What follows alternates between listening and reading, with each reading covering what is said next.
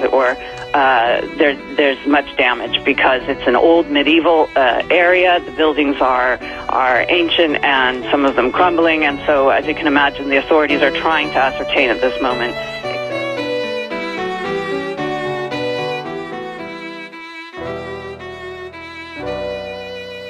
Children, and they died, and so you have these sort of building sites because they're constantly rebuilding these areas that are very dangerous when you go out into the street then, because